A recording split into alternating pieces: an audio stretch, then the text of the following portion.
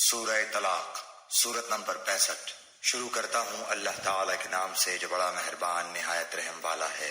اے نبی، اپنی امت سے کہو کہ جب تم اپنی بیویوں کو طلاق دینا چاہو تو ان کی عدت کے دنوں کے آغاز میں انہیں طلاق دو اور عدت کا حساب رکھو، اور اللہ سے جو تمہارا پروردگار ہے ڈرتے رہو۔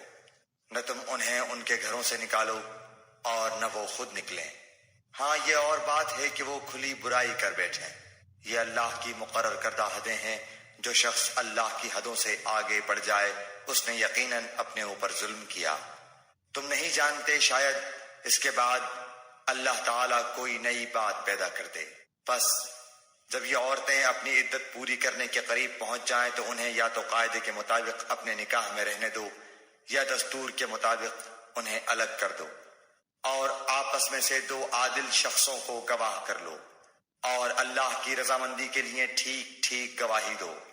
یہی ہے وہ جس کی نصیحت اسے کی جاتی ہے جو اللہ پر اور قیامت کے دن پر ایمان رکھتا ہو، اور جو شخص اللہ سے ڈرتا ہے اللہ اس کے لیے چھٹکارے کی شکل نکال لیتا ہے، اور اسے ایسی جگہ سے روزی دیتا ہے جس کا اسے گمان بھی نہ ہو، اور جو شخص اللہ پر توکل کرے گا اللہ اسے کافی ہوگا۔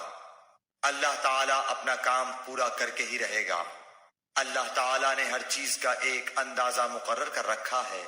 تمہاری عورتوں میں سے جو عورتیں حیض سے نا امید ہو گئی ہوں، اگر تمہیں شبہ ہو تو ان کی عدت 3 مہینے ہے، اور ان کی بھی جنہیں حیض آنا شروع ہی نہ ہوا ہو، اور حاملہ عورتوں کی عدت ان کے وضع حمل ہے۔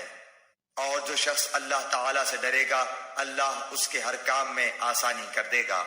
یہ اللہ کا حکم ہے جو اس نے تمہاری طرف اتارا ہے، اور جو شخص اللہ سے ڈرے گا اللہ اس کے گناہ مٹا دے گا اور اسے بڑا بھاری اجر دے گا۔ تم اپنی طاقت کے مطابق جہاں تم رہتے ہو وہاں ان طلاق والی عورتوں کو رکھو، اور انہیں تنگ کرنے کے لیے تکلیف نہ پہنچاؤ، اور اگر وہ حمل سے ہوں تو جب تک بچہ پیدا ہو لے انہیں خرچ دیتے رہو۔ پھر اگر تمہارے کہنے سے وہی دودھ پلائیں تو تم انہیں ان کی اجرت دے دو، اور باہم مناسب طور پر مشورہ کر لیا کرو۔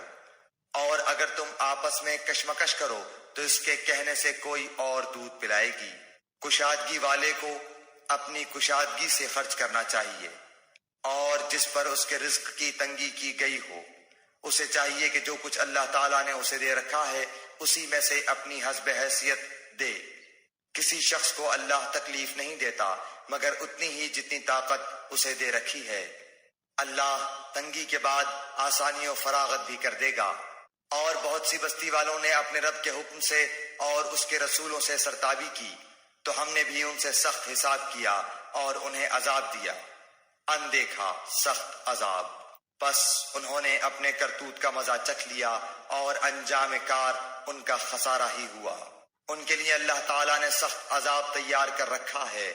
پس اللہ سے ڈرو اے عقل مند ایمان والو، یقیناً اللہ نے تمہاری طرف نصیحت اتار دی ہے، یعنی رسول جو تمہیں اللہ کے صاف صاف احکام پڑھ کر سناتا ہے، تاکہ ان لوگوں کو جو ایمان لائیں اور نیک عمل کریں وہ تاریکیوں سے روشنی کی طرف لے آئے۔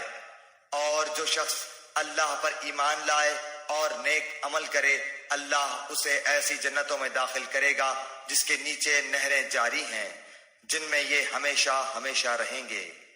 بے شک اللہ نے اسے بہترین روزی دے رکھی ہے۔ اللہ وہ ہے جس نے 7 آسمان بنائے اور اسی کے مثل زمینیں بھی، اس کا حکم ان کے درمیان اترتا ہے تاکہ تم جان لو کہ اللہ ہر چیز پر قادر ہے، اور اللہ تعالیٰ نے ہر چیز کو با اعتبار علم گھیر رکھا ہے۔